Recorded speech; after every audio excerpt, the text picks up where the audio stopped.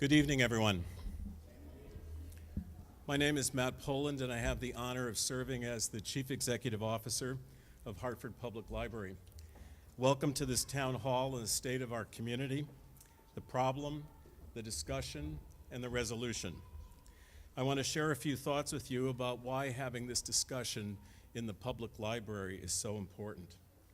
I'm always proud, as many of you know, to be the leader of Hartford Public Library, but since this summer, that feeling has been deeply reinforced by the work done at the Ferguson Municipal Library in Ferguson, Missouri, and the professional creativity and focus expressed by that library over weeks of duress in that community. The news coming out of Ferguson was heartbreaking, maddening, and all too often confusing following the August 9th death of unarmed teenager Michael Brown, who was shot by a police officer. The incident surfaced racial tensions in Ferguson, and demonstrators took to the streets to protest the shooting and subsequent militaristic tactics by local police, including the use of tear gas. The situation intensified with sometimes violent clashes between protesters and police that included 2 non-fatal shootings, many injuries, and hundreds of arrests. In the midst of this chaotic scene, many positive forces were at work calling for peaceful demonstrations, justice for Brown and his family, and an end to the racism at work in our culture. Nonetheless, the disruption extended for weeks, altering daily life with curfews restricting public movement and delaying the start of a school year for approximately 12,000 youngsters in Ferguson. Good news emerged from the scene in the form of calm leadership from the Ferguson Library, which remained open and responsive to needs large and small in spite of a dramatic and no doubt frightening situation. It used social media to help spread the word that the library was there for everyone, to use as a sanctuary for respite, reflection, and learning. The new director said that he monitored the scene via the news and Twitter each day to be sure it was safe to open. When an elementary school teacher approached him about providing an educational program for the youth who could not start school, they created a school in the library on the fly. Nearby, the Florissant Valley branch of the St. Louis County Library also stepped up educational programming and provided free lunches for all of the children who were displaced from the schools. The Ferguson program ramped up quickly. The small one-location library served 200 students a day, with dozens of teachers and other volunteers trying to bring the life of children to normalcy until the schools opened at the end of August. Throughout that, the director has spoken with modesty and conviction about the library role, taking the decisions needed in stride and pointing to the essence of library work. He said, "It was a big program and in dramatic circumstances, but what we did was the same thing any library does every day. Not notable, just noticeable. As I keep saying, this is a library, it's what we do." Exactly. We've seen this same ethic and the elbow grease needed to make it reality time and time again in public libraries across the country and the world. This is the essence of public library work, helping people find the information they need in whatever setting. To see it expressed in such extreme situations, however, is a reminder of the power of your public library and the awesome responsibility that comes to those who work in it. As someone who is motivated by the belief that libraries can save lives, sometimes in the simplest of ways, I am proud of the steadfast library service delivered in Ferguson.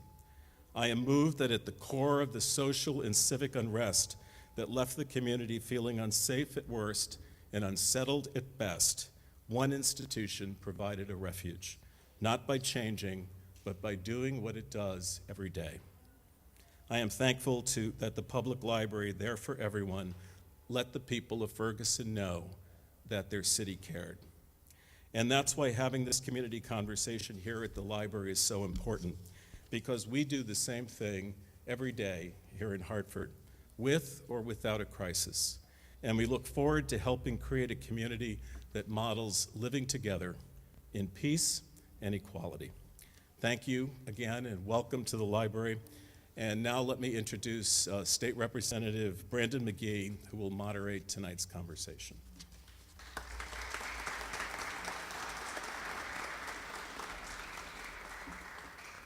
So I have about a 3-minute video, and then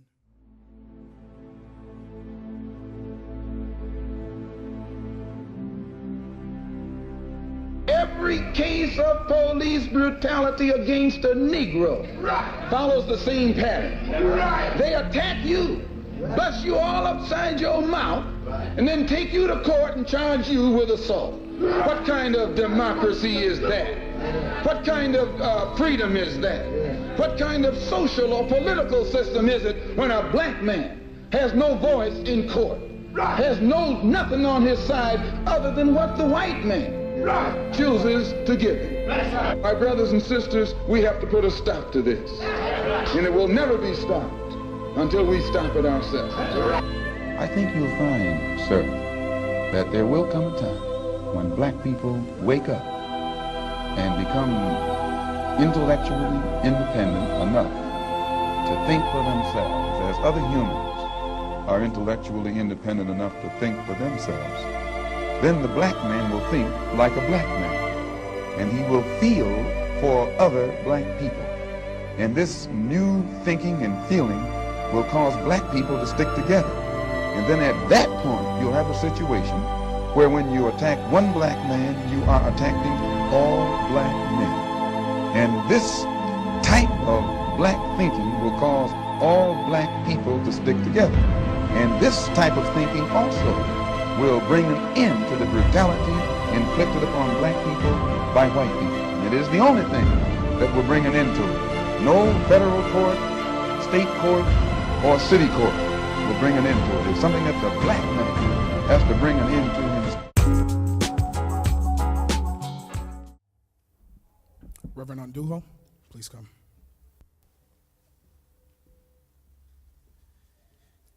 Let us pray. Father, we thank you for a day that you've given us. Thank you for life itself.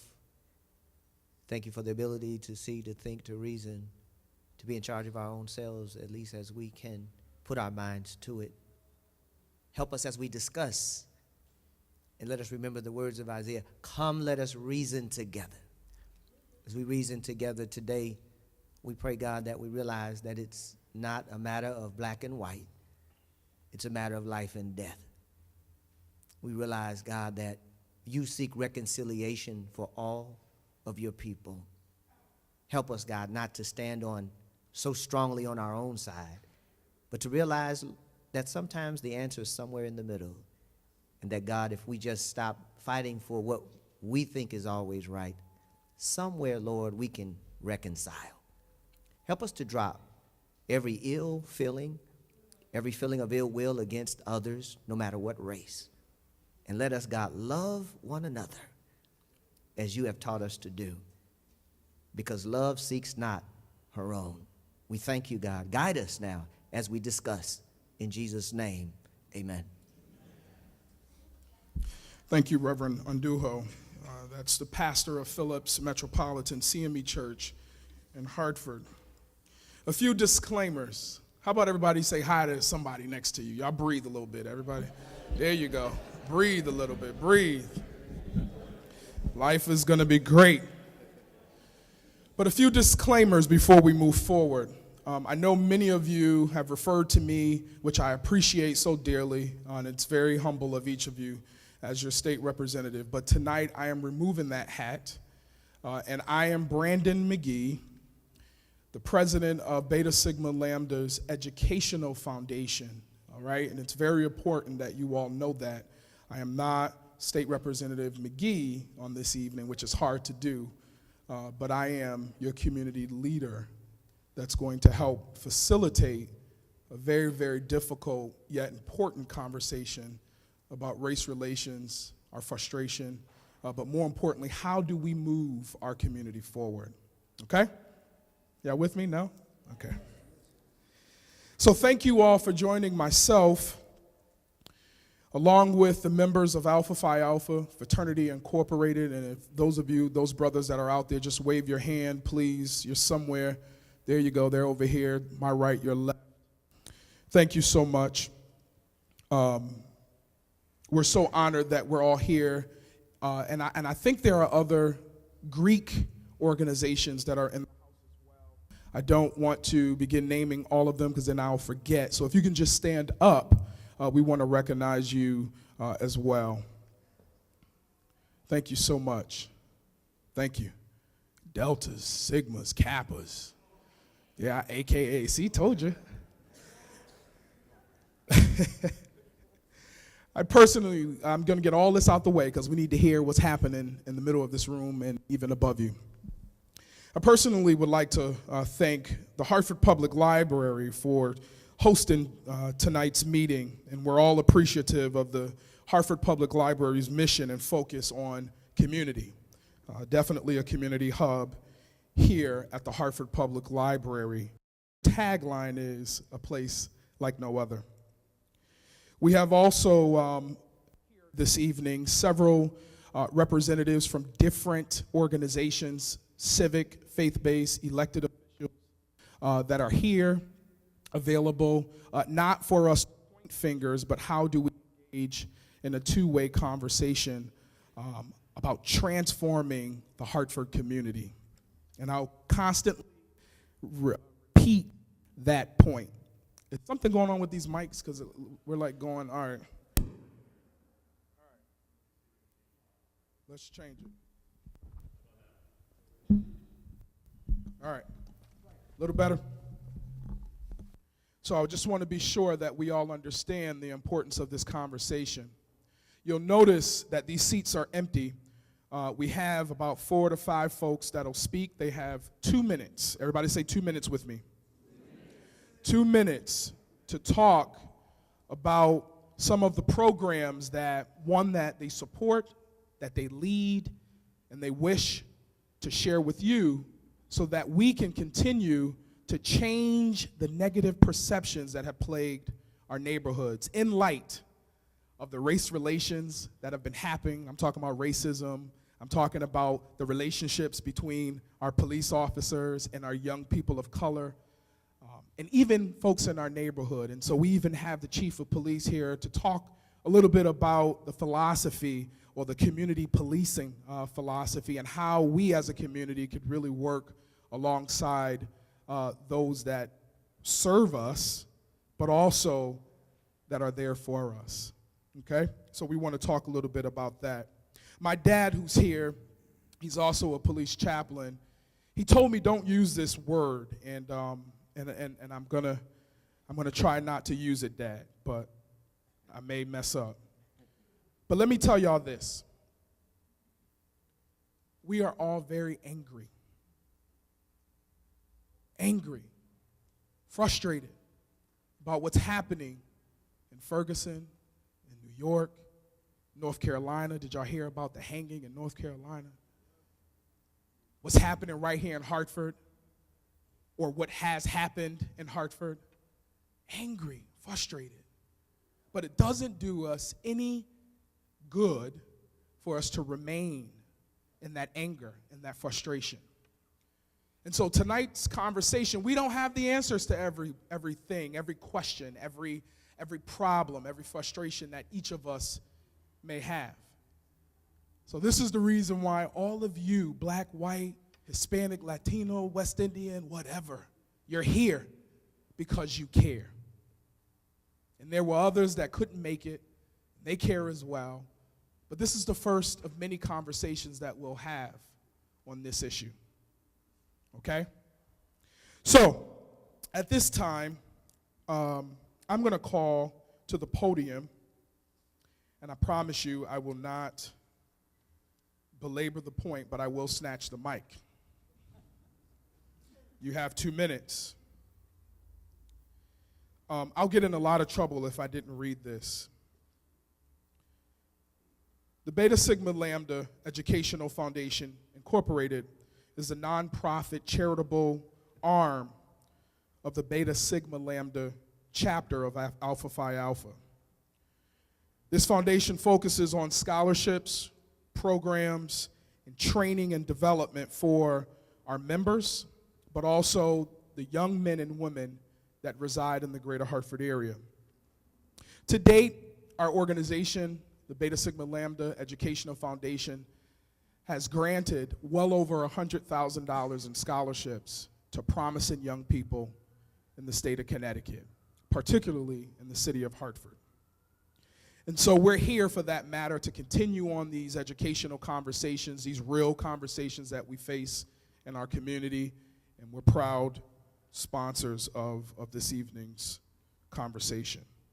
So in this order, I'd like our mayor, Pedro Segura, to come and share a few things. Shortly after him, I'd like Representative Angel Arce, and he'll tell you we're in his district, so that's a little running joke we have.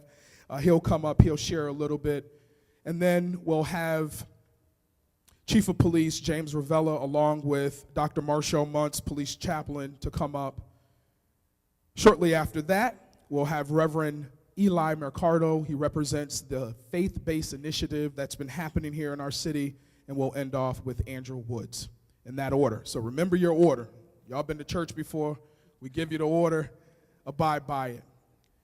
While they're talking, I want each of you to begin to think about questions and even solutions to your questions as they're talking, but make sure we have our active listening on as well, because the majority of this conversation will be among this room, not just those that are up here speaking. Is that fair? We also have a lot of students here. Can our students please stand up? I just want to recognize our students. Please. We got a young lady, a few of them up there. Y'all can give them a louder round of applause, please. Thank you so much. Now, y'all tweet this. Tweet, Instagram, take pictures of all of this. All right, so let's give our mayor a round of applause. Thank you, and good evening, and to the different fraternities that are here today, thank you. To the library, thank you for hosting, and all of you who are present here today, my deepest appreciation for partaking in this conversation.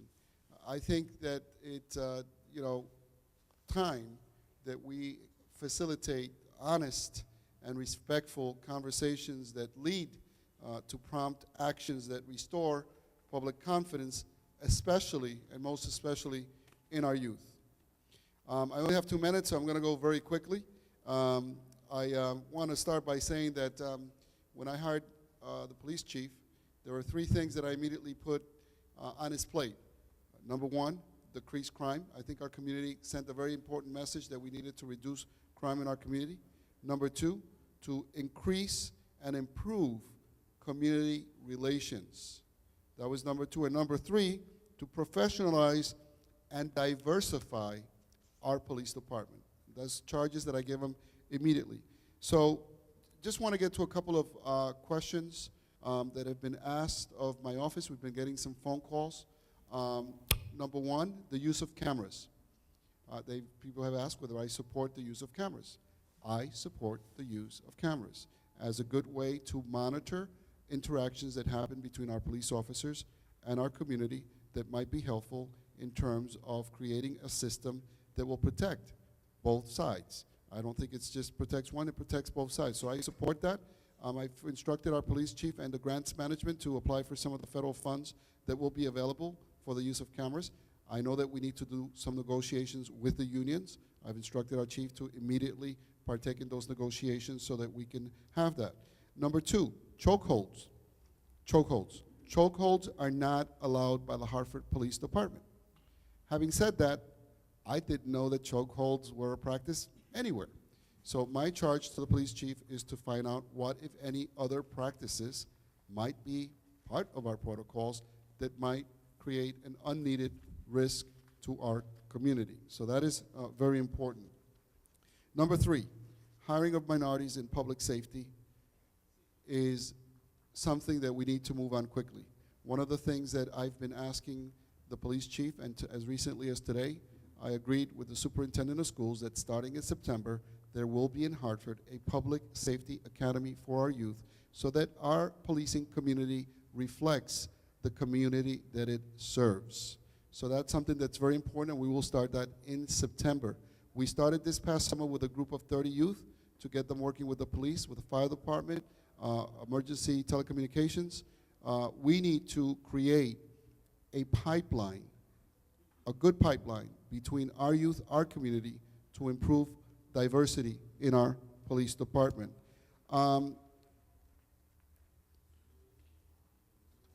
Just probably have a couple of seconds left.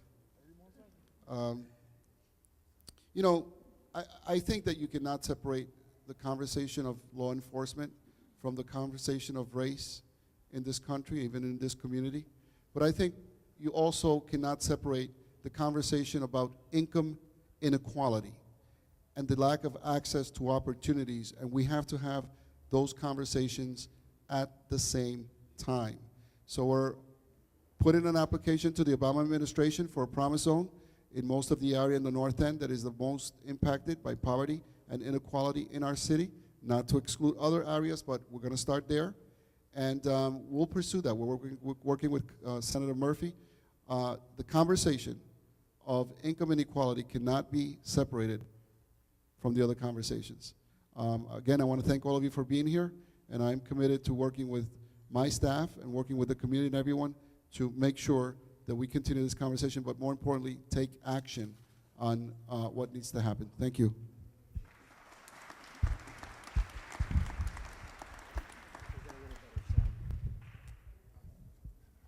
Angel, you can come on up. I unintentionally omitted one person, and that's Reverend Andujo. I want you to come up with Eli when he comes.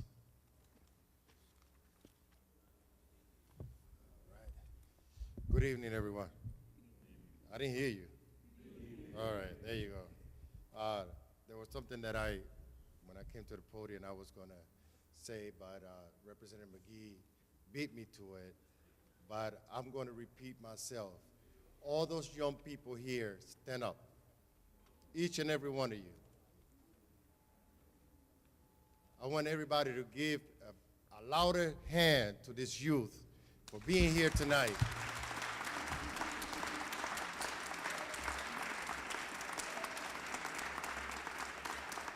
This is very inspiring, and when you see young people who get involved in trying to make a difference in our community.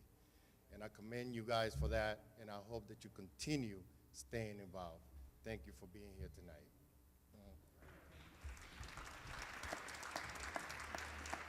Those are our future.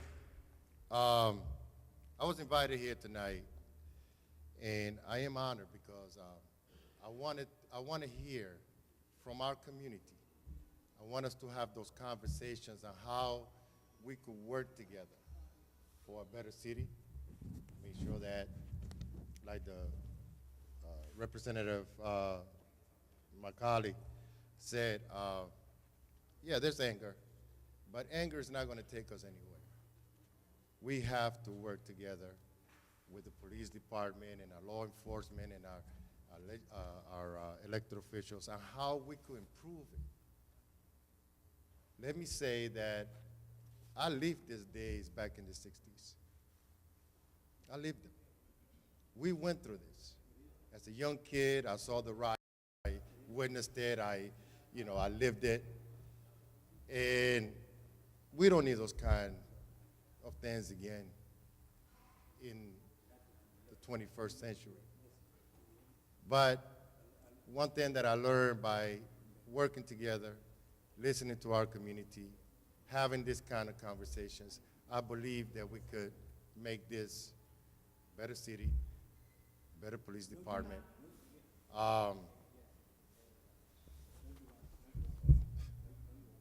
But I'm here to listen, and as a legislator, to do what it is necessary on any laws we need to pass, working together with the City of Hartford, Mayor's Office, Council. He already told me my time is almost up. But with that, I'm here to listen. Let's have a nice, peaceful conversation and to do the right things. Thank you so much.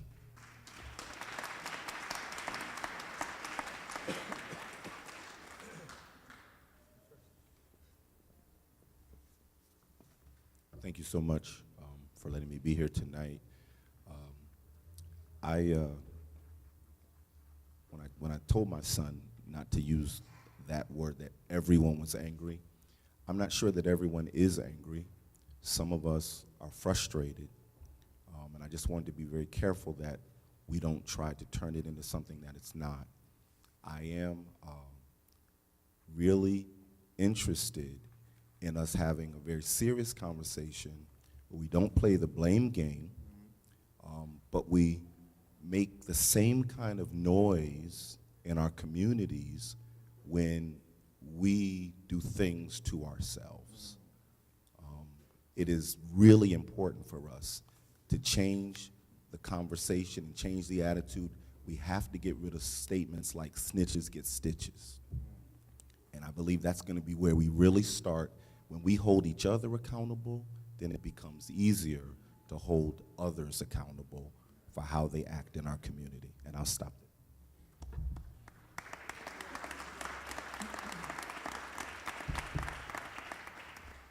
The pastor said I could have a few moments of his time on the way. So good evening, everyone. I'm James Ravello, the Chief of Police for the City of Hartford. The mayor told you about 3 things. It was closer to 30 things that we started to talk about before I was hired.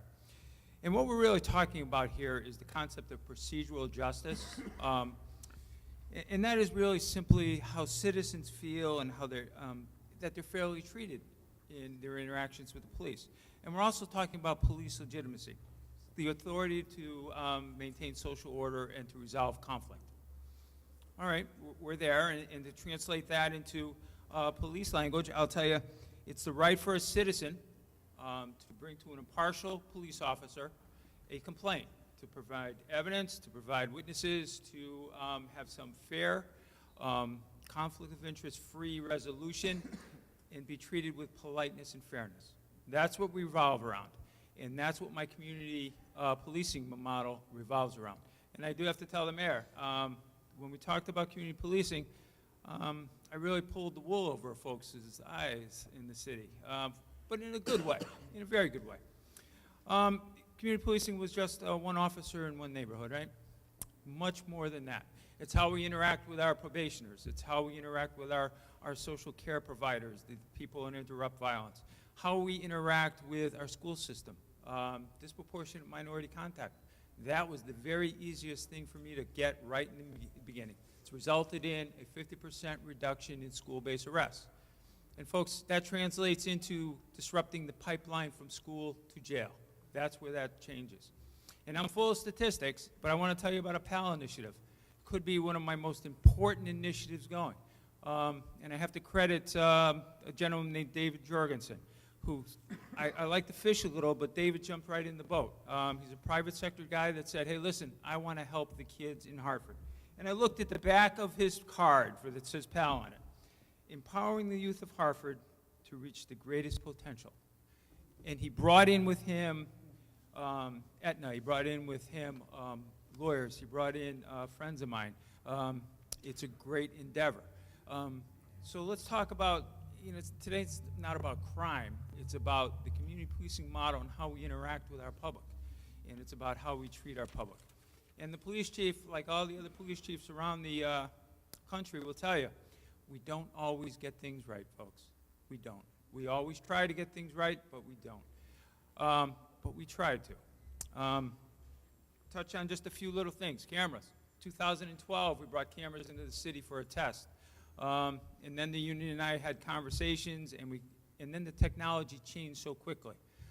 As of early this week, they're ready to come back to the table and talk about another test and evaluation period. They're very open and receptive to this conversation in the test period. So we're going to embark on that. Chokeholds. Folks, those went out, boy, when I was my first time around as a Hartford police officer. Simple physiology here. One artery sends it into your brain, one artery takes it out. Those went out when LAPD had all those problems. We do not teach that. Actually, we prohibit it and tell you not to use it for that reason. So Hiring, well on board for that. We have 46 to 47 slots to fill, and I expect we're going to have to fill 100 more after that. So we're going to need the community's help. So with that, I'm full of statistics today, folks, but I'm looking forward to questions, and I'm looking forward to conversation, and the conversation is the most important part. Thank you.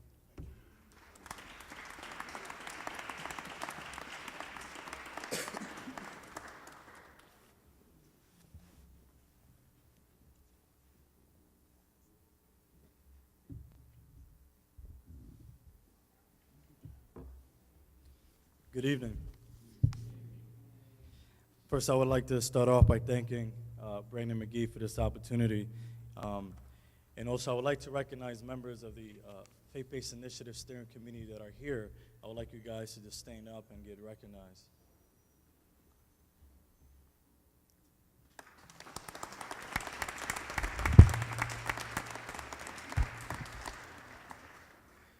So currently, I help lead the Faith-Based Initiative along with the steering committee. Our focus is to be proactive in the community to help decrease violence in our capital city. We also have reactive measures in which we meet with family members of those that fall victim to crime. Currently, what we have is what we call the Clay Arsenal Task Force. That was created about several months ago, which is a subgroup of the Faith-Based Initiative. Several weeks ago, we went door knocking, door to door, along with Sergeant Austin in full support of the Hartford Police Department. Just getting together, we had them fill out surveys to identify the current needs within their neighborhoods. We are working diligently to swiftly bring back resources to the community in Q1 of 2015. That is our goal, to unite agencies, organizations, resources to come together. We find that there are many resources, but then those that really need it, we found that did not know of a lot of things that we have available to them. So our goal is to, what I like to call foot soldiers.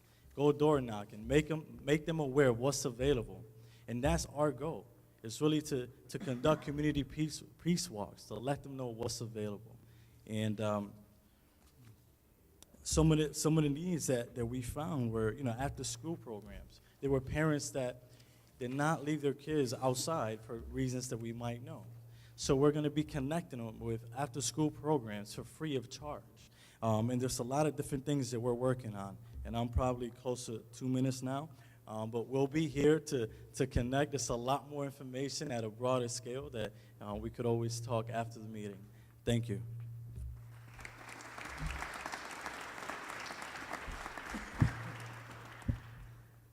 Recent USA article quoted that we have a problem. 60% of Caucasians across America said that they believe that police use excessive force. That number rose to over 90% for the African American community. It's not a white problem, it's not a black problem, it's just a matter of life and death. And I think that we can maybe look at our own selves and our own communities before we point the finger at somebody else. The scripture says, first take the log out of your own eye. It's hyperbole before you pick the splinter out of your brother's eye. So maybe we should look at ourselves first before we point the finger. And I think we as a community can do better in living good lives. Black lives do matter, but it does matter how you live your life. So if you go to a court of law, a judge has to look at both sides. And if you live a dirty life, then all that dirt comes into the courtroom. And so I think we should live good lives. I think we should be informed. How do we engage peaceful process in our city? How do we, if Michael Brown happened in Hartford, what would be our first step? How would we peacefully engage? What would be our second step, our third step? And then if we weren't satisfied, what would we do then? Can we plan in peaceful times so that if it did happen here, we would be prepared? Be active. Don't just engage the political process when you don't like it. How about be happy about jury duty? How about really try to serve on a jury instead of not be selected? And maybe we could have people that look like us on a jury. And so I think that we can do some things to improve our position in our own way before we look at someone else. Yes, we have a problem, but I think we all can improve our own situation. God bless you.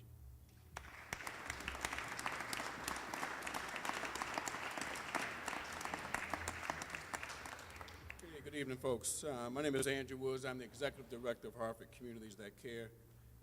We've been around for over 16 years now, primarily here, obviously here in the city of Hartford, but also primarily in the north end of Hartford.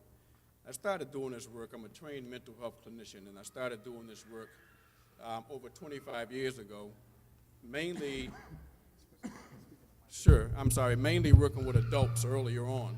But earlier, it became real obvious that we had a lot of problems with a lot of our youth at the time, and I really wanted to start working with youth, doing some prevention work with them. And that's the work that really started around 16 years ago. And I tell you, the same problems that I was working with adults on, I begin to see with high schoolers, then eventually with middle schoolers, then eventually, unfortunately, with elementary school age youth as it relates to substance abuse problems, as it relates to all kinds of other challenges that some of our kids were faced with. And as one individual pointed out, we do got problems, we do got issues. But also I've been around long enough to have been engaged with some powerful, lucky people, some very fortunate individuals, some of our youth that are here right now, who have been change agents inside our community.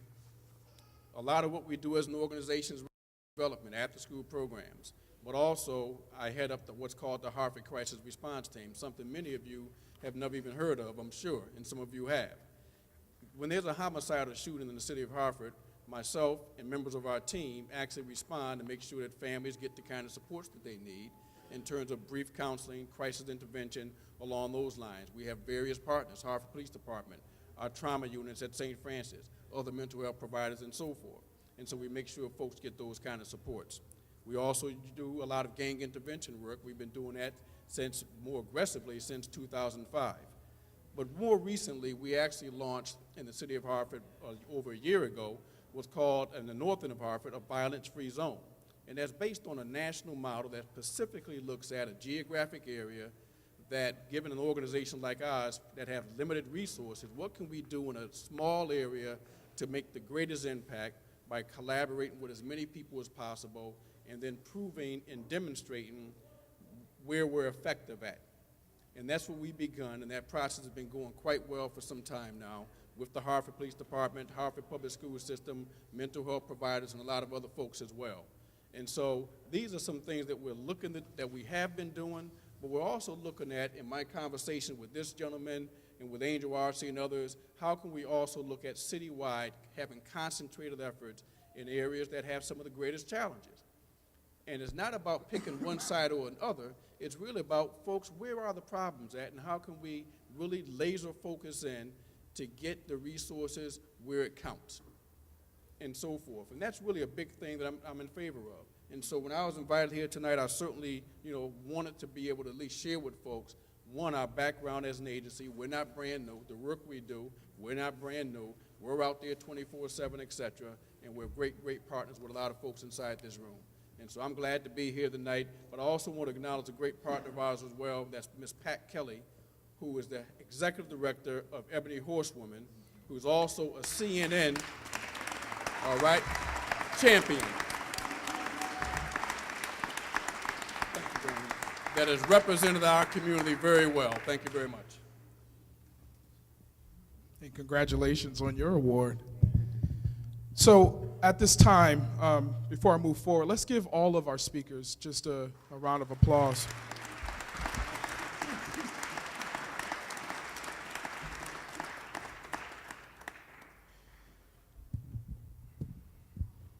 In the days since Michael Brown and Eric Gardner were killed, many of us were encouraged by the number of people, young people in particular, who have taken to the streets, college campuses, and public spaces to decry the repeated message that lives of black men and even young people are somehow less valuable. I personally have also been somewhat frustrated by the number of comments contrasting the level of black-on-black crime to the number of black men killed at the hands of those in authority.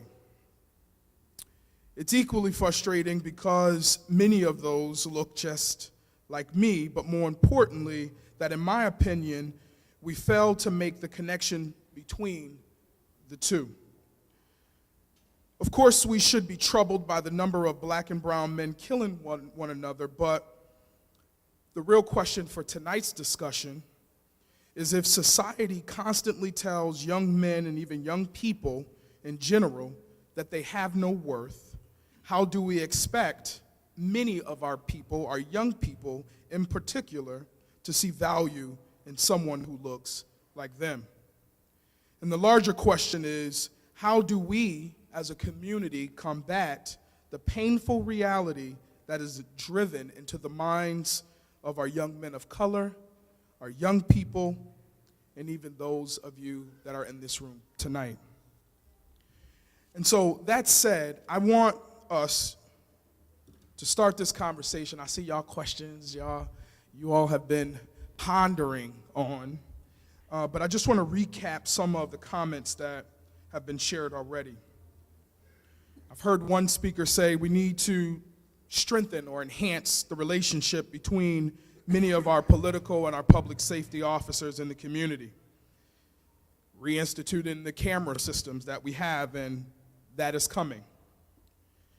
Some of you may even ask, well, what's the cost of those cameras? We talk a little bit about chokehold and that policy. What does that really mean, right? Hiring of 46 to 47 new officers with a focus on those young people of color for employment. Y'all hear what I'm saying? Employment. Employment. All right. Another speaker says, we've put in proactive measures to support families when faced with tragedy. How can we share that information with more throughout our community? Another person said we need to focus a little bit on our young people. Messaging is important. PAL, Police Athletic League. And lastly, we had our good Reverend talk about engaging in peaceful protest. How do you proactively engage, not in just the political process, but in the overall community process? And so that said, I'm going to open up the floor. We're not going to manipulate this conversation. We have two folks. You got Tashawn, and I believe there is, who is our second? Oh, Richard, you're going to do it? All right. We've nominated Richard. He's going to be a part of our fraternity as well. Y'all give Richard a round of applause. And so you choose who speaks. Yeah, so this is how it's going to go. Please state whatever your leading up to your question is, but you have to state a question. All right? And then with that question, it would be nice for you to even provide a solution if you have one. But what I will not allow, and I'm going to take the risk of you probably being very upset with me, allow for any of you to take advantage of this setting and what they would say on 93.7, tell me why you're mad. That's not what we're going to do on tonight. But we will have a very productive conversation around answering this important question: how do we transform the negative perceptions of our community? Okay? So, question number one, and please state your name. My name is John Thomas. I work for Community Solutions in the Northeast neighborhood at the Swift Factory. And I have a solution. We need to stop telling people how to do, these kids, how to behave right and honor and respect each other. And we need to show them, because they don't listen to us, they watch us. And I'm in the community every day, and I see what they watch. And there's not enough of us. My job is a very lonely job. I need help. And the change is going to happen on the ground. And I will also submit that there's a Mike Brown of Hartford. He was my nephew, Jay Sean Bryant. Okay? And I'm not really, I don't have any feelings about what's going on. I'm empty. I just do something. We can no longer afford to be victims of anybody. If we're going to find solutions, we got to work toward them. A lot of good thinking has gone into this, a lot of great work, but we cannot professionalize this. It's going to happen on the ground. It's going to happen with the people on the ground. We need to get out there and be a vision of change. So let me just ask you this question.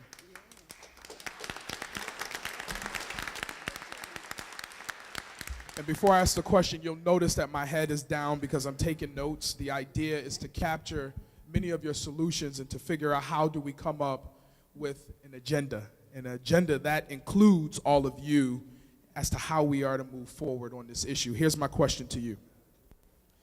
As a representative of your organization, what type of program can our young people involve themselves in, or at least engage in, to your very point around engaging our young people and hearing them? You got a minute. I have eight youth who are part of the Northeast Youth Leadership Corps. I have an organizing program from the Harvard Kennedy School. I have a young man named Assad Thomas who is out here protesting right now.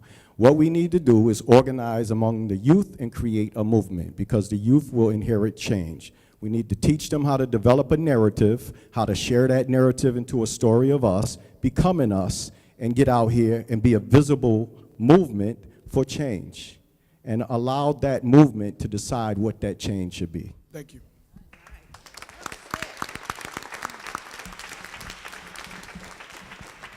We have a question right here, this young lady. Excuse me for pointing, and then you have another right behind the cameras. I'm going to need you to come into the room when you want to speak. I'm Wynn Rodiger. I'm a member of Grace Lutheran Church on Woodland Street.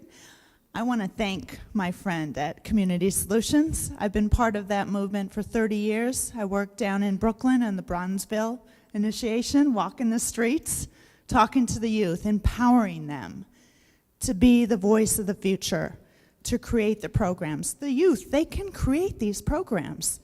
My dream is to have a youth program every church in Hartford that the kids can go to after school.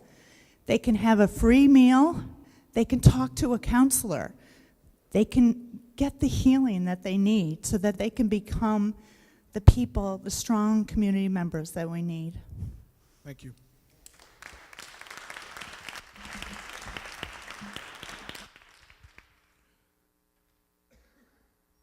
So as Sherman is coming to the mic, we're talking a lot about young people as if they're not here. So young people, we want to hear from you. And then also, yeah, they're the hands. As a matter of fact, hold on, Rich. Sherman is okay with this. Let's get a mic over to the young person.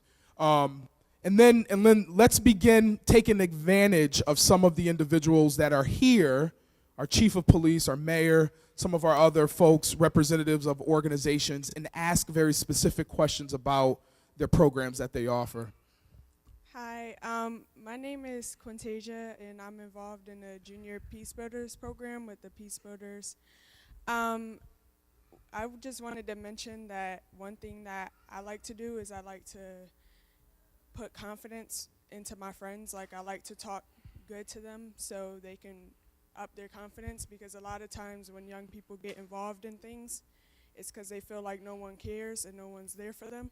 So when you show your friend that you care about their actions and the things that they do, and you put confidence in them and support them in everything that they do, then we probably be more peace in our community.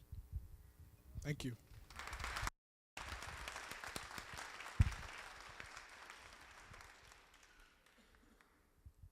And Sherman, you have a minute, less than a minute. I know we could talk like this. Thank you, Brandon. Representative McKee. Thank you very much. Andrew Woods, wow, working with kids for a long time. I have to salute you, you know. But Chief of the Police, guns, the state of the art, you haven't used that equipment in a long time. When a gun is fired, it comes right in where the gun have been fired. Have you used that? No. This is how we're gonna do it. You ask me the question. Okay. And then we'll filter the question. No. Oh. So ask your question. The question is the state of our art. When someone fires a gun, it comes right in where that gun was fired off. Got you. Do we still have that equipment? And if we don't have that equipment, it costs so much money, why is it not in use? Got you. Do you have any additional questions? Yes, the additional question is, I believe it was Vargas, how we can work together. That was good. Walk in the streets, that doesn't work. Community from the chief, da-da-da. No, I don't really have too many questions, but you're asking for solutions, Representative McGee. The solution is, this is the community out here, and you can't get to all of them. But you can ask them, you as representative, if you have a solution, email it in for our next meeting. And let the ones that you think, out of three questions, out of three solutions from each person, one should be accepted. In the next meeting, you would have an answer. Because you cannot get to all these people. Just write it down I am a member of Phillips. All yes, right. I am. See, this is Write why, it down. This is why I got to tell Sherman. So we're going to forget the question, so we got to get to the question. Thank you. Chief. Email them in. I mean, we got you. Do you think that's a good idea? It's an awesome idea. I don't think these people wouldn't be here if they didn't All right. have any solutions. So let's get the answers. So you give them your email address. Yep. I mean, you can't get to them all. Go ahead, Chief. Thank you, Sherman. I didn't think the conversation would be about actually crime, but I came prepared.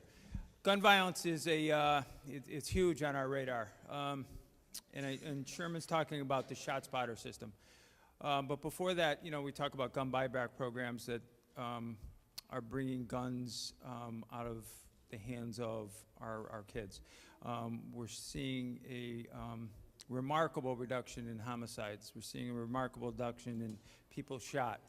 And we're seeing a 44% decrease in our ShotSpotter alerts in that 3-mile bubble we have in some of our poorest neighborhoods. And I happened to speak in front of a group that talked about the new gun laws. And they said, I thank those folks because those gun laws are made for the poorest people around our city residents. So everything is trending downward, and ShotSpotter can put me within 16 inches of where a round was fired. And that's 44% reduction. In a time that most police chiefs will tell you there's a 50 to 75% apathy rate among citizens about not calling the police when rounds are fired. So this is the technological system that responds off of sound. It's 44% reduction since last year, and we tuned them in very well. And Mr. Mayor, I want to continue their use, so you'll see that in my budget too. So. Thank you. I got to get a plug in. Right, there you go. We have a couple questions there, and then one behind me. Go ahead. Hello. My name is Aswad Thomas. I'm a UConn graduate student. Being here today as a member of the community, I think it's important for everyone that's in the room to actually be in the community. I have organized a few events the past few months for the community, and I've sent out emails, phone calls to a lot of people in the room today to join me and the community on some of the issues that we're facing. And every time I have an event or have a march or have a rally, you guys are not coming out for the community. So the community members are very frustrated. A lot of community members didn't even know this event was happening. This is a very small space. If it's for the community, make it a bigger space. So therefore, we just can't talk about what we want to do. We all have programs. We all have solutions. We all are bright. We all have great minds. We can talk about solutions and programs all day long, but it's about putting those programs and the solutions to action. So I'm here. I'm challenging the mayor, the police chief. I'm a resident of Hartford. I've been shot here in Hartford. I'm a victim of gun violence here in Hartford. We have to make a change. We talk about Ferguson. Here in Hartford, we have Jay Sean Bryant. We have Aquan Salmon. So don't just come here today and just talk about solutions and programs. Be in the community. I'm having a march on Saturday that will be empowering. My last march last week, 450 people marching through the streets of Hartford. That haven't happened in Hartford in over 30 years. So do you have a question? Yes, I will get to my question, but I think this needs to be heard because it's this very is the voice important. of the community. Absolutely. So therefore, everyone that's here today, Saturday, I'm having another march. The community will be out. They're expecting everyone in this room to be there. If we're here for the community, I challenge all of you to be there on Saturday, December 20th, starting at Main and Albany Street in the community of Hartford, marching through downtown, going to the state capitol building, where we will have a community rally of community members, students, and community leaders. So my question is to the mayor, to the police chief, what type of 3-month goal or 6-month goal do you guys have to impact the community? We have a lot of young men that are misguided. A local high school just did a study this week, asked 50 males in the high school, what are some of the issues that they would like to talk about in school or out of school? The number one answer on that study was, how do I be a man after high school? So that's my question. I want to let that sink in. Young men are asking, how do I be a man after high school? So that's a question that I have to everyone in this audience, that we all have to work together. For Hartford is a smart city. Let's make a motto and be the greatest city in the country. Thank you. Thank you. So, wait, come back, stand. So let me just address a couple things. I want to say thank you, first of all, for organizing the peaceful protest that you have organized. I think it would be remiss if we left the comment out there that these folks in this room aren't of the community. Not saying that you're saying that, but I just wanted to stand on the record that many of the individuals in this room reside in the community. I do also want to recognize that there are many, many ways in which the community is addressing all of these issues that plague our community. I agree with you that we need to do a better job communicating among each other. There shouldn't be, that deserves 1,000,001 claps there. There shouldn't be, in an ideal world, there shouldn't be any, or at least 5 churches on one corner doing an event at the same time. We should be working together. And I think that's the crux of your message, and it's resonating within me. But what's important to me is that we do not overlook the great programs, for example, such as your program, that you provide for us to engage in. And so I encourage you to keep doing what you're doing because it's important. There are many young people that are talking about your protests still to this day. And so the idea is these solutions that come up in this room, how do we get a lot of the young people that are saying, look, I want to protest, but I don't quite know what's next? How do we mirror all of that together? And I think you are going to be an important piece to it. And I look forward to having a further conversation with you. But we're going to move on. Go ahead. One last comment. So what can we do? Hopefully everyone that's in the room can be there on Saturday at 12 o'clock at Main and Albany and marching with the community to the Connecticut State Capitol building for a community rally. Yes, sir. Thank you. Thank you. He has them. He has them. Go ahead. We see you. That's why there's a guy back there with the mic to Sean. So you just pass the mic to the folks. We'll follow you. And if there's some behind me, we'll go back and forth, okay? Go ahead.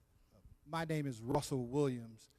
The more we talk about this problem, the more it sounds like something that we've actually addressed many years ago.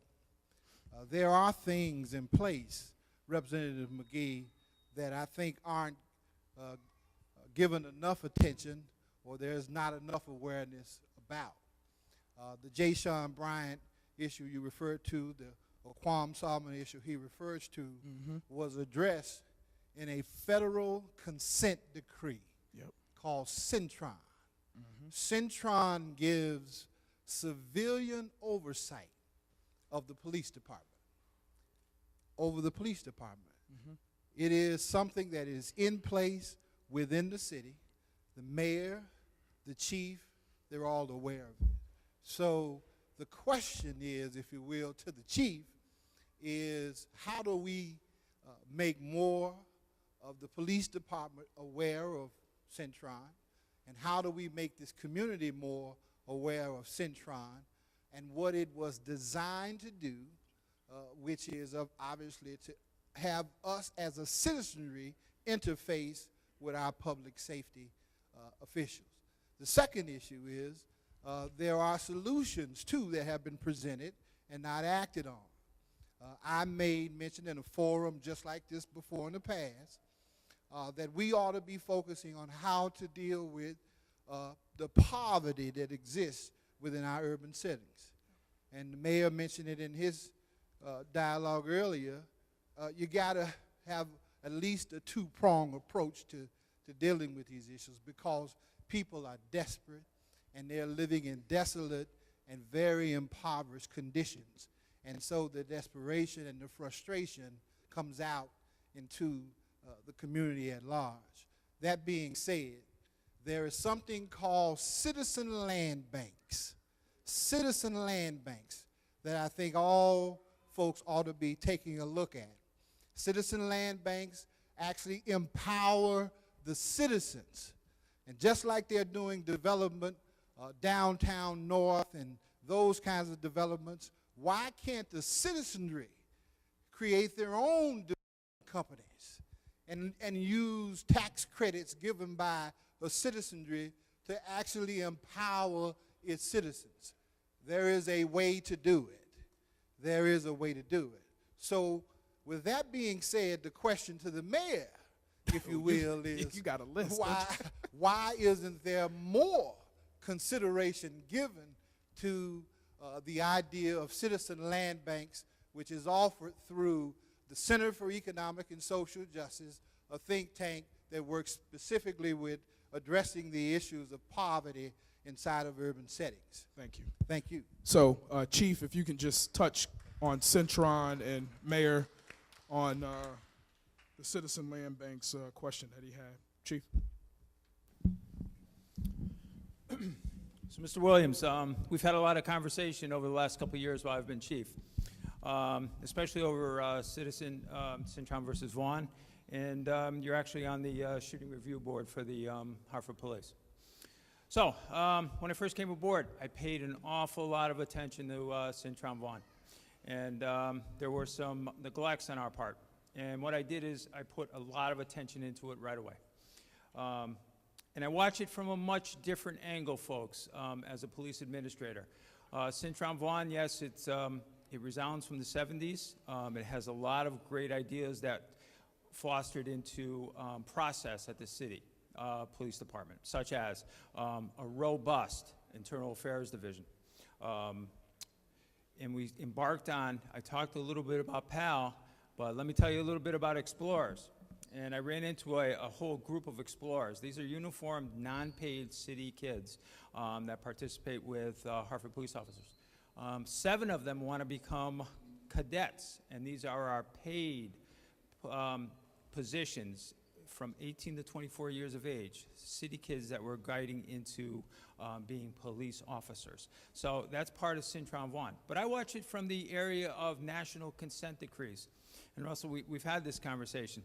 And I watch it kind of keenly from the internal affairs portion. So out of all those interactions with police, we generate approximately 127 complaints against police officers per year.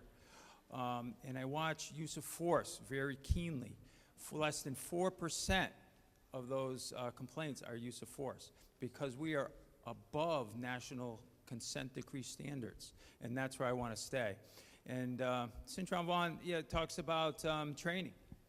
I'll tell you right now, folks, I am a huge proponent of training, education for police officers, because how they perform is based on their education. and their training. That's how they perform. So, you know, I could go well beyond my 2 minutes and keep going and going and going. And I'm out in the community quite a bit. And yes, there's frustration with police officers. There's also frustration about jobs. There's frustration. But Centron. Well, that's part of it, Okay. Brandon. All right. Part of the frustration and where we're trying to go. Education. You know, we're all on board with making change, and change comes slowly. We're not exactly happy with how slow the pace is, but we're ready for change, and it's been changing as we're going. So, Cintron Vaughan, we'd have to talk Cintron Vaughan into national 2014 consent decree standards, and that's where we're addressing. So is there something that we could share with the broader community with this email listserv, a description of Cintron? Because I think some people are like, what is that? So, and that's something that we can send out to people. Yes? Russell, did you have something? Because I have the summary, which I carry around with me and adjust as I go. Actually, there are tapes inside of the library, Richard, that was given to Matt Coleman that talked about... Well, I'm just thinking something brief, and then I'll be sure to share it with folks and direct them to the library. Okay. All right, cool. Okay. Thank you. Mayor? Just quickly, I want to honor my colleague from the School of Social Work. One of the things that I thought was very important is that the School of Social Work, because we need more folks like you here in the city, is that the School of Social Work, rather than being in West Hartford, would be in Hartford, and that's going to be moved to Hartford. So that's some progress. With regards to Cintron, some of the things that can happen, because there is a certain impatience as to what needs to happen, and I happen to be a very impatient person.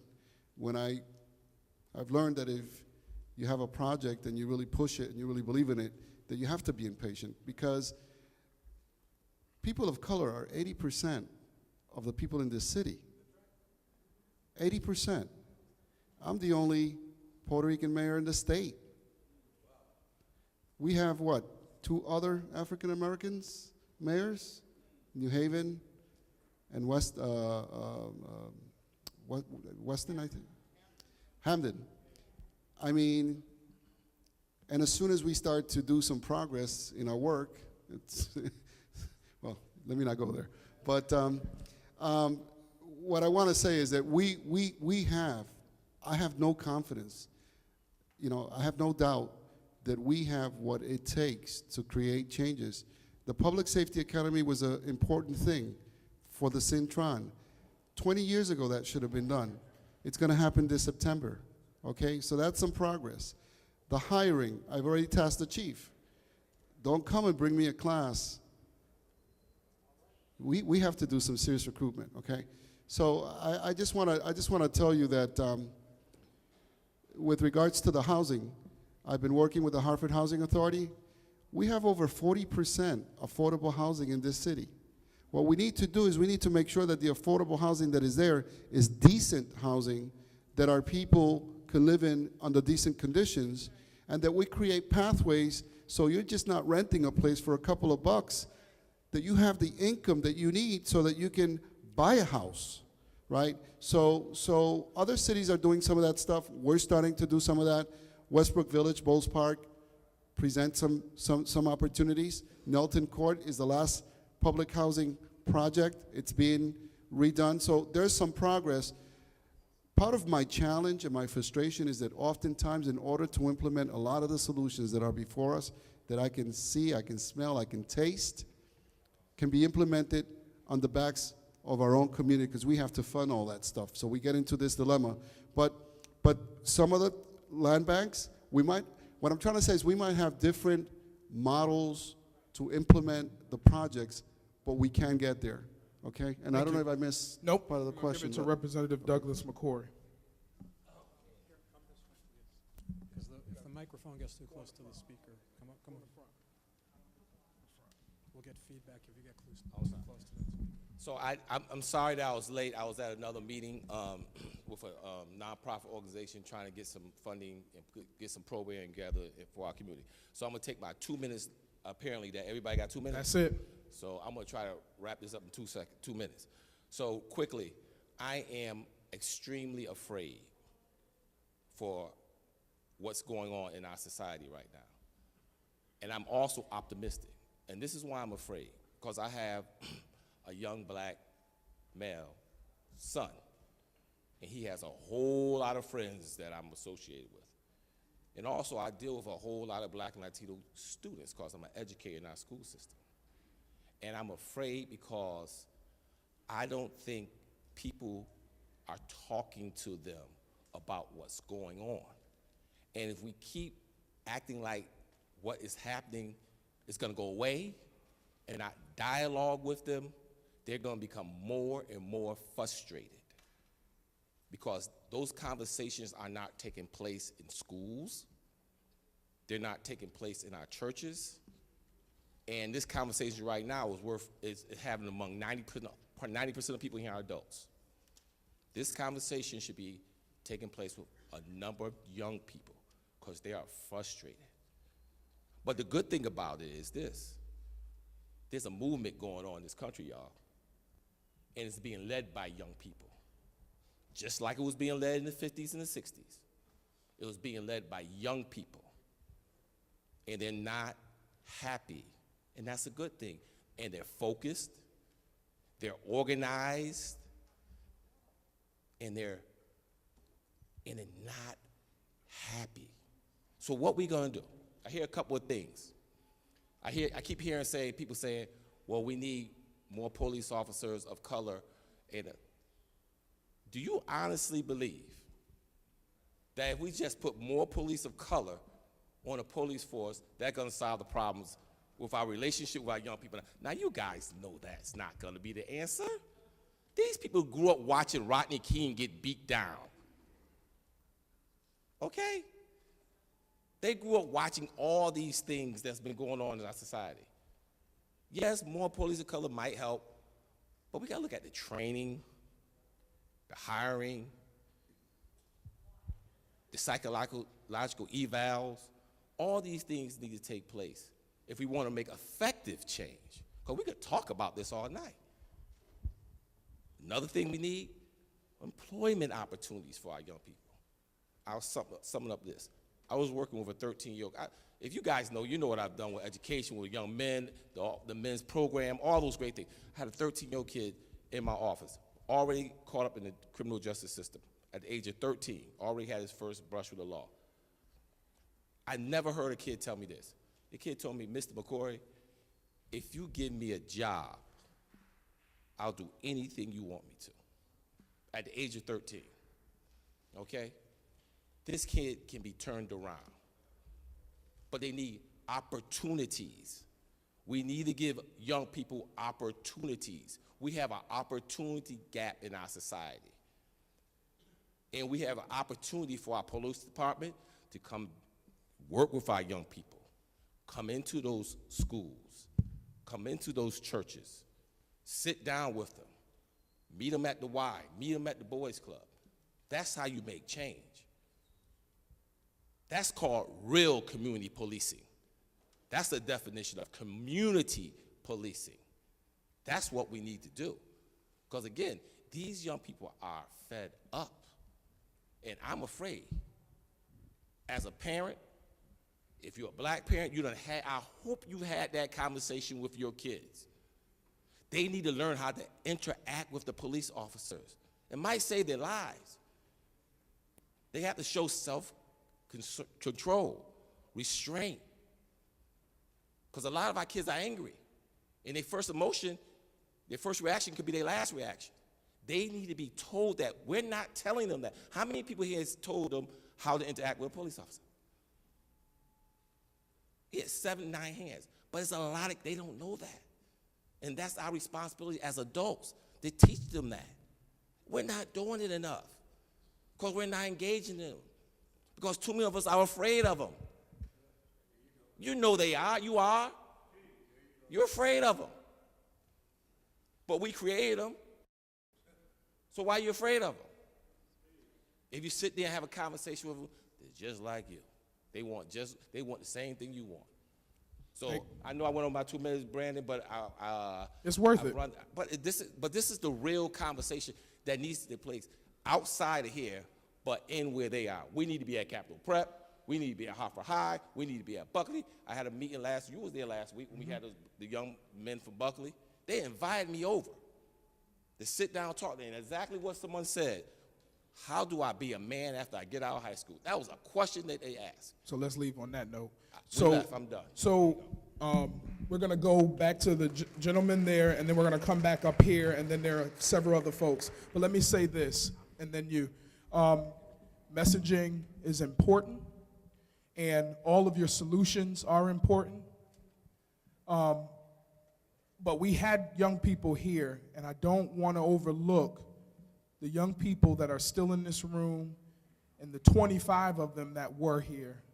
And we have to begin changing the language to support those that are at the table. I'm willing to host several other meetings, and I think there are pastors and other leaders that's willing to host these meetings throughout our city. This is just a start. It didn't cost me no money with my fraternity, and we can come to the library. But I think we have to keep in mind that you all aren't here because you just want to be here on a Thursday night.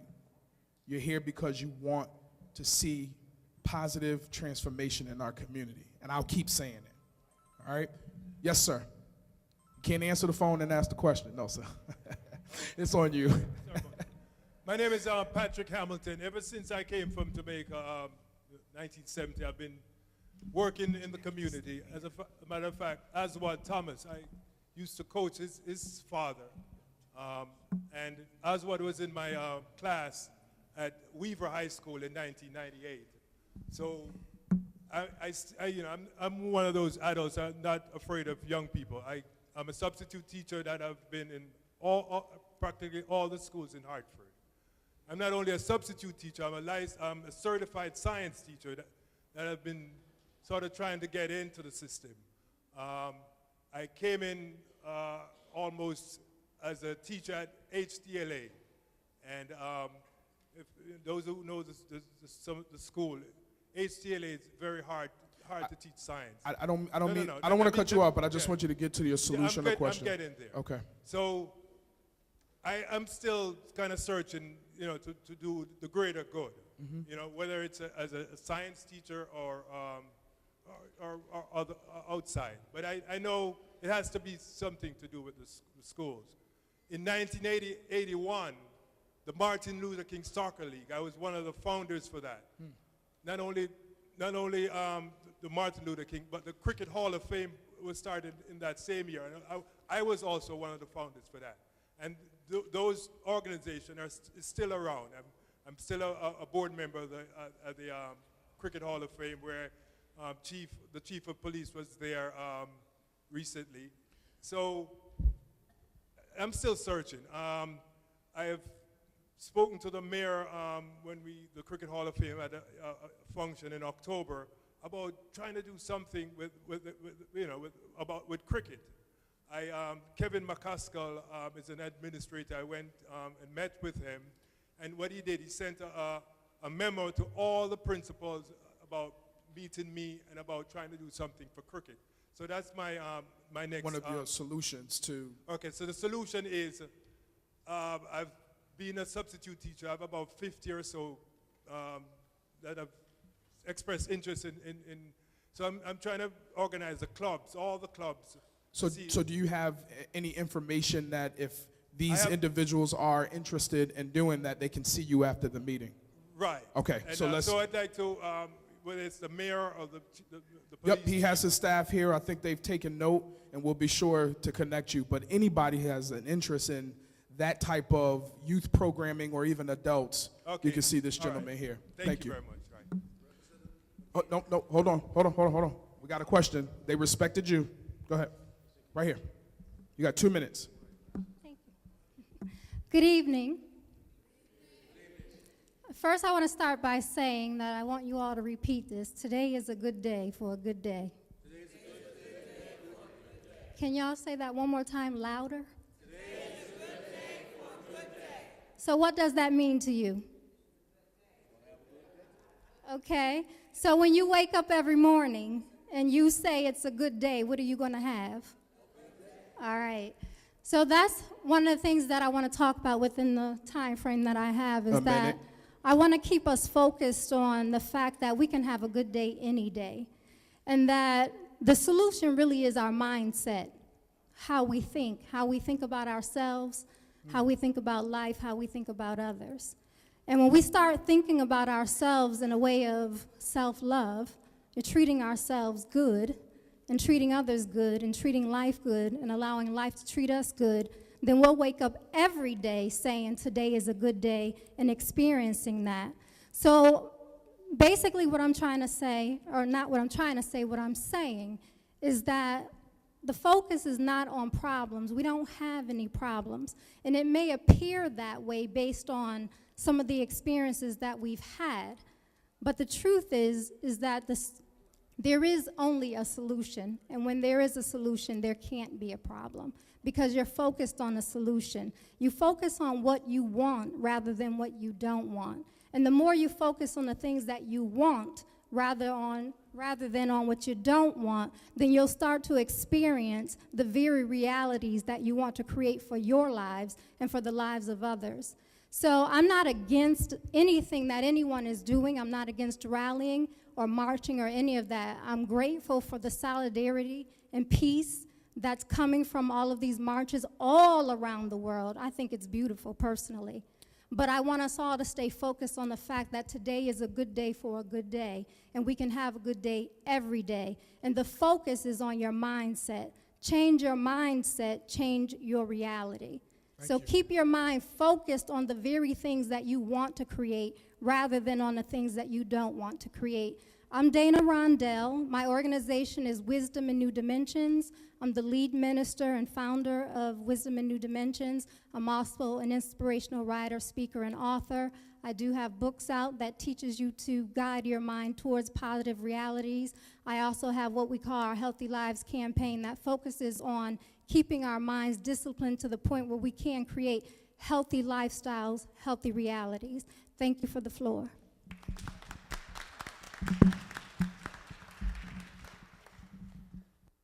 Yep, take care of the back. That's on you. Hi, I'm Donna Campbell, African American Affairs Commissioner. Representative McGee, I would like to state that I am concerned. I'm concerned on number one about diversity. I'm wondering, and this is a question to the police department, when new recruits start the job training, do they have diversity training from an outside diversity trainer, or is it in-house?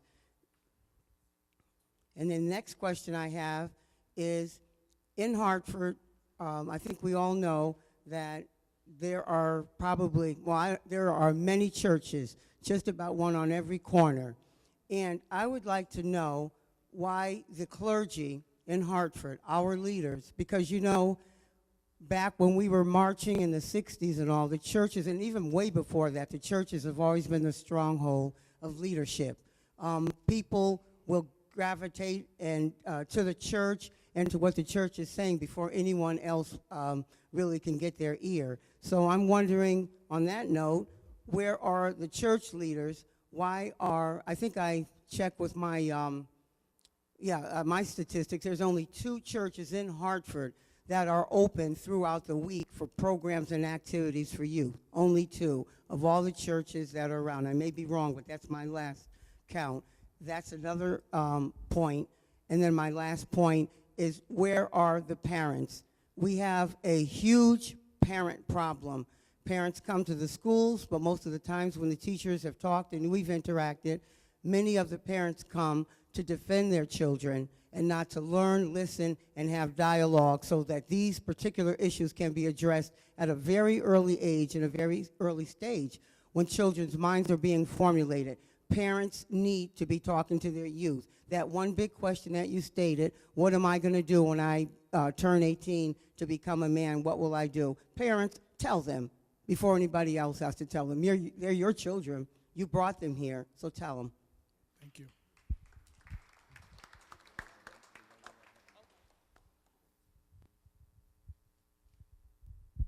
Hi, everyone.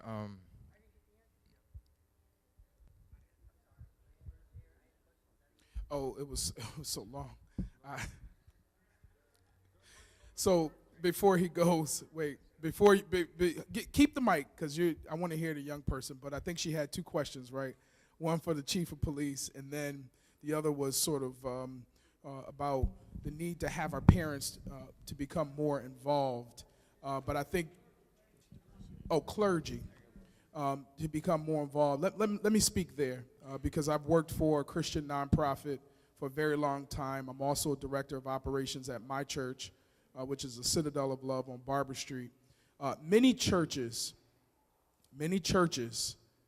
are operating on shoestring budgets, believe it or not. And as a result of lots of state funding being cut, there are folks in our neighborhoods that are going directly to our churches for some of the immediate needs, i.e. food, clothing, housing, those sorts of things. And guess who's filling in the gap? Your churches. I know alone within a 1-mile radius right in the northeast section of the city, black, white, and Hispanic, those churches are working together to meet the needs of the folks in the community. Can we do better? Yeah. Can we do more? Potentially. But we have to be mindful that because we don't see a banner out there, hey, we fed 1,500, doesn't mean it's not being done. But I hear you loud and clear, and that is we still need to step up and we need to do more. And so we may want to have a round table with our faith leadership to get that going. So that's a challenge there. And then, Chief, you can go ahead and answer your question. Then I want to quickly get to the young man in the back. I'm going to come up to Ms. Kelly and then back to you. Go ahead. All right, thank you, Brandon. I'm going to hit on the faith-based movement just 1 minute. They are coming outside the walls, ladies and gentlemen. I have one officer assigned to the East District for the faith-based movement. They are coming outside the walls, and they're bringing their parishioners. And it is faith on our part, and it's paying. I'm sure it's paying dividends. It's not evidence-based, I can't tell you, but it's working, and I'm going with it. So that's my gut on that one. Training. You asked about training in the academy, and I'm going to just flip to overall training also. Training in the academy is dictated by Police Officer Standards and Training Commission by state statute. That's under the Commissioner Sherrill from the Connecticut State Commissioner of Public Safety. Those are all certified instructors that talk about diversity. Yes, diversity is taught. But more importantly, let me just shift to how we teach diversity to the everyday police officer who's already a police officer. We have mandatory give-back days, which are called, that we bring them into training for 7 hours. And we teach diversity, and we bring in outside folks for diversity, not only from the community, but from the religious community also, because that's very important to us. So it is taught on both aspects, and it's taught a lot to understand everybody's cultural and religious diversity.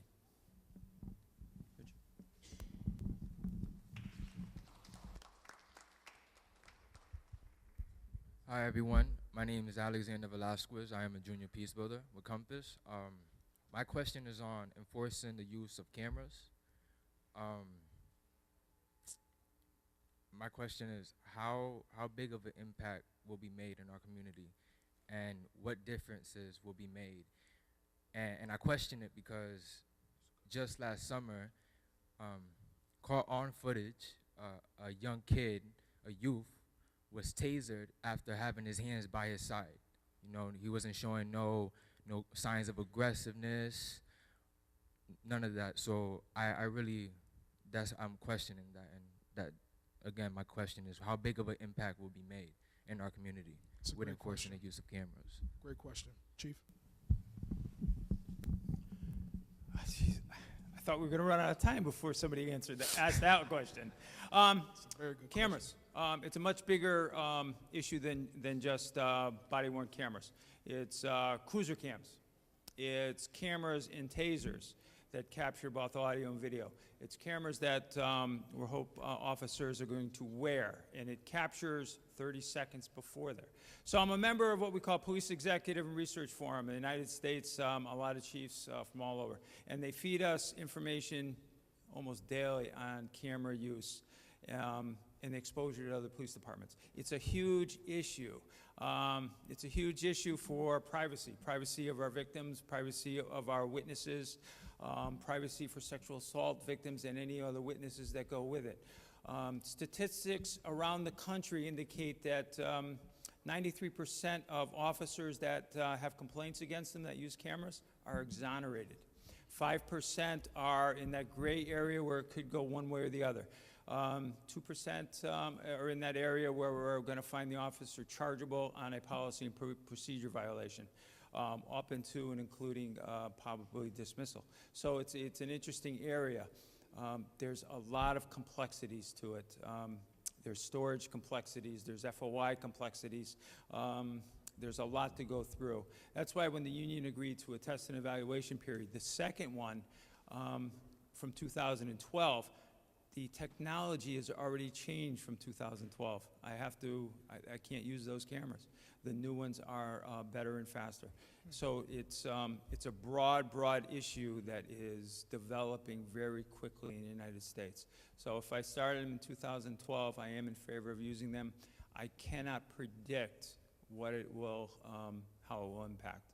I think it's going to be ebbs and flows, and we're going to see how the cameras work. We're going to embarrass some police officers. We're going to embarrass citizens, and I have to protect victims' rights and witnesses that go with it. Very, very complex issue. Thank you. Chief, one question. Is there an opportunity, and this may be for City Council or whoever else, but is there an opportunity for our young people to serve on some sort of a council to be a part of the public safety? So I know Councilman Anderson serves on that committee. Is there a way to interface with our young people? Certainly. Councilman Anderson has embarked on my brother's keeper. He's there. That's why I called him out. So. Want me to hand up? My Brother's Keeper. It's an initiative from the White House, and it's funneled through what we call COPS, Community Organizing Policing. And Councilman Anderson is the chair of the Public Safety and the Quality of Life Committee, and we have a lot of interaction. So he understands exactly what the police department does and how we do it, and he sends me feedback to that all the time. But there's an opportunity for young people like this gentleman here to serve on that committee. There's an opportunity. Okay. Councilman Anderson, if I may speak again for you, my brother's keeper is a community effort. And it means exactly what it says. I'm responsible for the keep of my brother. It's going to be interesting. So, Councilman Anderson, you know we're on board with you. Thank you. And I'll again loan you Sergeant Austin. Thank you. So I'm just asking these questions because I want our young people to be engaged on that, within that topic. Go on to the back, and then we're going to come up to Ms. Kelly here, and then back to those. We're going to close, so if you have any questions, please get in the line back there or over here so that Richard could identify you, okay? And then we're going to close out. Yep, just stand in the line back there. Okay. My name is Tasha Rose, and oh, that's everybody in here. I'm sorry, Tasha. Look at everybody getting up. Go ahead, Tasha. So I have more of a solution and a question, I guess. I've heard a lot of things about what the community can do. I've heard a lot of things about what the community isn't doing. I didn't hear a lot about family. I'm very old school. I think that things should start in the home. And I just wanted to know, like, with all the different community organizers here and all the different programs that are around Hartford, what type of family programming do you have so that you can actually teach a parent how to be a parent, teach the child how to be a child? If the parent does not know how to teach the child, then the child is going to mess up when they get outside. So I am what you call that nosy neighbor, because I'm constantly wondering what's going on. If a child is acting up, I step in. You may yell at me, you may cuss at me, it doesn't matter. I'm out to make sure that that child has a place and they can achieve and be productive citizens in the community. So I basically want to challenge that these other, like all the community leaders in here today, find ways to connect with these families and just try to build them, because many of them don't know how to be parents. So these children that are 18 years old graduating and they're saying they don't know how to be a man, okay, that might be a little late for them, but we have other little kids that are growing up today and their parents do not know how to teach them. So we have to figure out ways to help them, help their parents be better parents, and therefore we wouldn't have to have so many issues in the community. Let me ask you one quick question. Can you provide one solution as to how we as a community and even representatives of different organizations can achieve that? Just one solution. Okay. I'm a therapist. So what I do is I don't just take the kid, but I also take the family. I provide services for the kid, and I provide services for the family. I put them at the end. We come together as like if you were doing marital family counseling, and you put them together and you work on those things as a whole.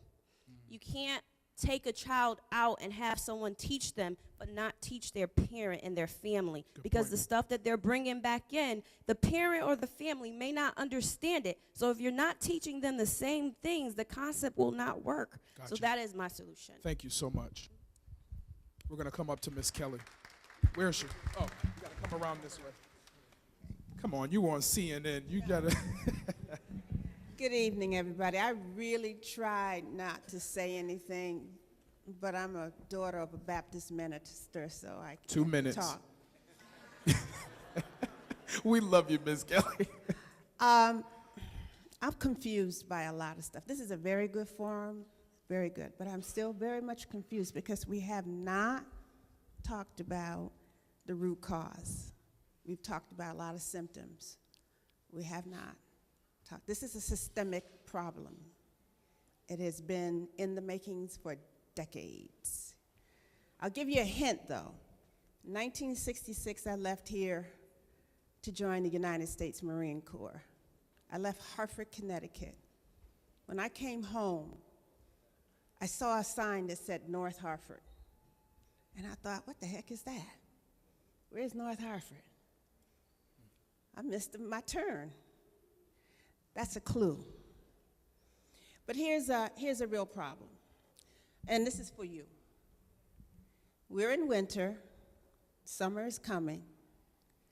Capital Workforce Partners is the agency that receives the bulk of federal funding for summer youth employment. Their funds have been cut drastically. If the winter doesn't kill this Ferguson effort, you're going to see it this summer, loud and clear. So I need you and your constituents to go out and find extra funding to hire these kids this summer, or we're going to have a real problem. If I can just counter. Solution, this used to be the capital, insurance capital. There are a lot of big businesses here. Yeah. Make them give up some dollars.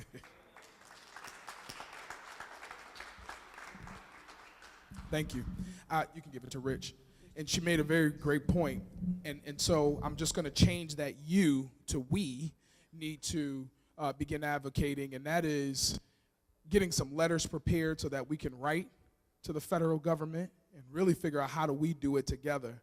Because shame on us if you think that myself, Doug, and Angel, and Edwin, and all these folks can do it by ourselves. We can't. We need you all as well, but it resonates. Good point.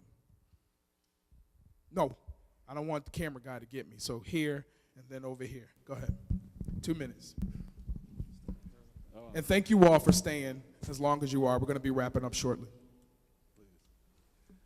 This is not a position that I do. I'm not a public speaker, so please bear with me. And I may be missing the point with the comment that I'm trying to make, but I'm open for being corrected. A lot of times I've attended different programs like this, and we're constantly asking, what can you do for me? What can you do for me? What can you do for me? I was a business owner here and I'm not fully understanding what we're talking about of our community. I was a business owner here on the corner of Albany and Homestead Avenue for 13 years. I was in the barbering business. Come to the barber shop, you sit down, you look at the TV, watch soap operas, talk BS, come back in 2 weeks, do the same thing over again. We should do this, we should do this, we should, and come back 2 weeks and say the same conversation. We should do this, we should do I opened up a shop that bought pagers, cell phones. I could have sold refrigerators in my shop because we didn't have that to purchase in our community. There are businesses that we could get involved in to help strengthen our own community that we're not even thinking outside the box for. What can the police chief do for me? The police chief can only do for me what I help him do for me. The city council can only do for me what I help them do for me. Ms. Rose, thank you for telling us how you treat a family, by helping a family treat their family. I'm tired of being intimidated or trying to shop in my community because it's too dark for me to walk into that shop that I enjoy the food. So I go downtown where it's a little bit brighter and a little bit lighter, and I feel a little bit more comfortable, but it's not my food. I don't like going out to the West Farms Mall because I can't get it in my own backyard, because not enough of us are creative to recognize we don't have to be millionaires to be in business, but you got to be more creative. So if I've missed the point, correct me, but where's the money coming from if you don't bring it into your own community? By the means that you have available. Restaurants, package stores, hair salons. Take them some bakery goods to sell out there. We don't even have a bakery in our own community. There's a lot of little things that we could do to help strengthen to show our own personal unity. Thank you.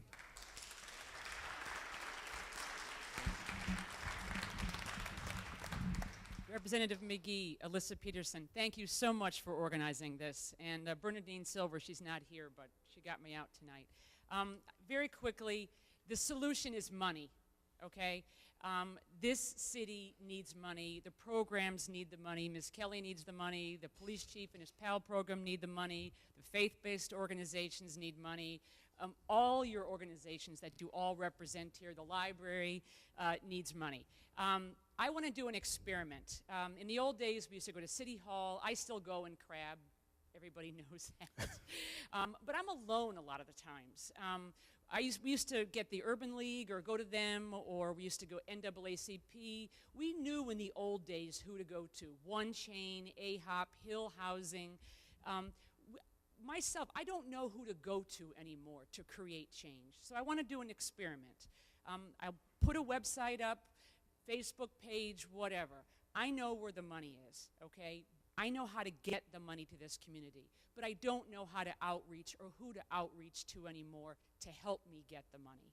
So what I'd like to ask is, who are the organizations anymore? And what I'd like you to do, Representative McGee, is put together a list of who are the organizations that are out there now. I don't know who to go to anymore. I just know who I see at City Hall, who I see at city meetings. I know the NRZs. I know the politicos. We need money and we need political change in Hartford. So if you would do that, you heard it here first. I'll get you the money. I just need your backing to get the money, okay? It's interesting you said it after the news left. You said that could have been on channel, whatever channel tonight. Alyssa, you're a true politician, I tell you. No, but I'm gonna work with the library, and perhaps we can create a list to share with folks. But you have leaders in this room tonight, so sure. Hartford. Gotcha. Why have none of these movements worked in Hartford? Gotcha. Okay? Let's try it. Let's try an experiment, and let's see if we can get the money and the political. Thank you. Thank you. We're going to take these last four, I see, well, actually five, because I'm going to end off with all of you. Go ahead. 1 minute now. Okay. I just wanted to tag on the question about what are the churches doing? What are the faith-based initiative? We meet monthly. Anyone's welcome to come, clergy and lay leaders. One initiative that I was part of that's faith-based 5 years ago is Beat of the Street newspaper. On the back, I am a food share ambassador. I start programs all over. Any church wants a program, I'll help you start it. This back page is all the soup kitchens, all the pantries. Everything's on there. It's on the website, the shelters, transitional housing. It's all here. Thank you. So people know about it. Thank you. We're going to go back and forth over here. You got to come in the front. Got to come in the front. Hello, my name is Dorothy Wilkerson, and my concern is that there's not enough sensitivity in the community with police forces concerning disabled citizens or people who are challenged, that there are too many attacks on people who cannot defend themselves in the community, such as disabled people who are hurt by police who see them as being vagrant or a type of person who is a threat to the community. And some people who have been attacked, being disabled, have been severely hurt from just walking the street, who have lived in the city of Hartford so for many, many years, have been severely beaten. My concern is that we cannot, as a community, overlook people who have these challenges. Thank you. Thank you. Hi, my name is Angel Cotto, and I'm a junior peace builder from Compass Peace Builders. And I would just like to say that, like, a lot of people who spoke in here said a lot about youth and how you all want to help the community. And I think a good way to help the community is have the youth bring the community, because when the youth helps the community, they also learn things about responsibility and how to be prepared to be a man. And a good way for that is for the youth to know more about the communities and the organizations that are involved in the community. Because before I became a junior peace builders, and a lot of other youth like me, I'm pretty sure have never heard of most of the organizations that are helping the community at the moment. And it's really kind of sad how all the youth see Hartford as a negative place and don't see the people who are actually trying to help. And if you can't, if someone came to the schools and said, I have a job for you, you can help Hartford be a better place, I think a lot of youth would actually come and be happy to be a part of helping Hartford. Thank you.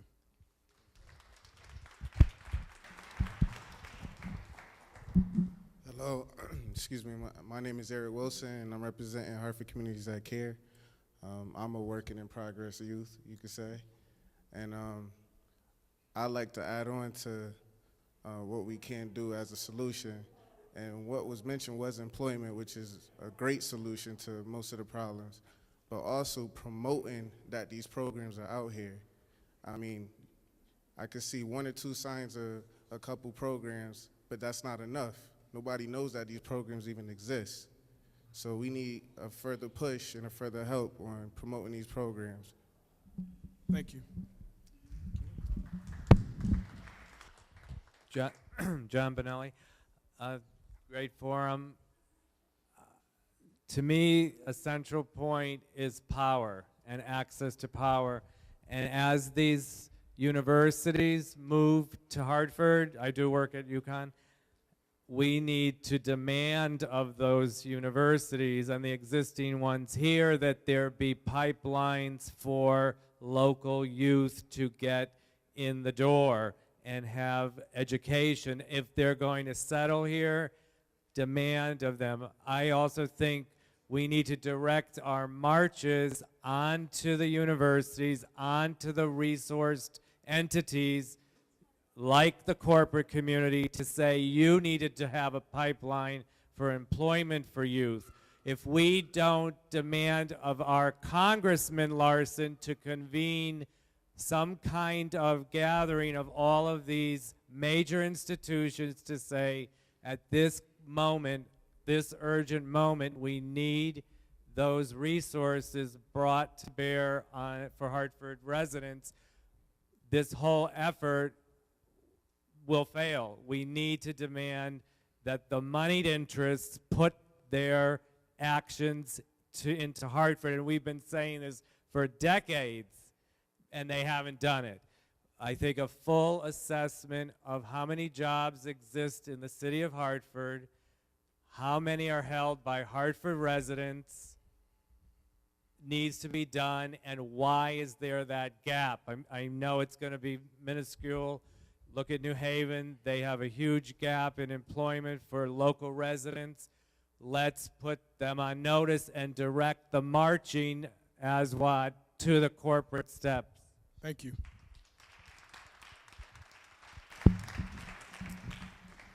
So, hi, good evening, everybody. My name is Christian Sultan.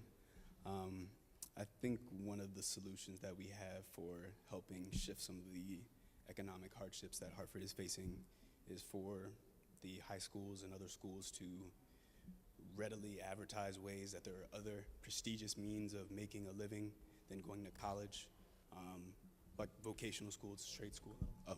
Like vocational schools and trade schools are very important. Like we always need electricians, welders, things like that. And it, as smart as people may be, and the fact that college should be available to everybody, it's not feasible for everybody to pay $60,000 a year to go to school. So there's other ways to make a living that are perfectly legitimate, and I think high schools need to advertise that a little better. Thank you. Hello, how you doing? My name is Manny Sandoval. I'm a peace builder with Compass. Mine's more of a solution. I think I heard a couple of times people say community policing. Community policing needs to be the community getting back together, like back in the days. I'm 44. I'm sure there's people here that are older that remember back in the days when your neighbor used to tell on you and used to get reprimanded for something you did wrong. That doesn't happen any nowadays. We need to teach our kids that it's okay to behave the right way. You know, that acting bad and all that is not, the way to be, because they see it as glory or something to act a certain way. You have to show them give them back the morals, and like we used to have back in our day. If you do that, I think that'll be a better solution. We don't need more police. I mean, don't get me wrong, police is good, but we need the community to police itself. Let's have the schools and the churches and everything have the little community cleanups like we're doing now. But let's do it more, because if you take pride in your neighborhood, you're going to take pride in yourself, and you're going to take pride in the whole city. Thank you. So thank you so much. Let me just say this, and then we'll leave. This had to happen tonight, and we have to continue to have these conversations. But let's not become overwhelmed, because we can very easily become so overwhelmed with the fact that we've been trying this for many years and we haven't seen anything work. And so, all of what I've heard tonight, myself, along with others, we're going to create some talking points, an agenda for the next meeting. In the next meeting, we're going to highlight 3 or 4 issues, and we're going to hone in on those and figure out how do we make some change in our neighborhood. But we're not trying to solve all of Hartford's problems in a month. We'll kill ourselves. So what I want to leave you with is this. Keep working in your community. Don't lose sight of your mission, of each of your organizations, and even your personal moral compass, and continue moving forward and know that we can change this city. And I'm a crazy person to believe that we really can do it. All right? There's also some information on the back table. Some of the organizations have already left, so thank you for staying. My aide, Georgette Cicero, she's brought some information from Office of Legislative Research on the self-defense case. And then there's also the Stand Your Ground law, if you all want to take a look at that. So my information is on the flyer. Reach out to me, along with the rest of the members of Alpha Phi Alpha Fraternity Incorporated.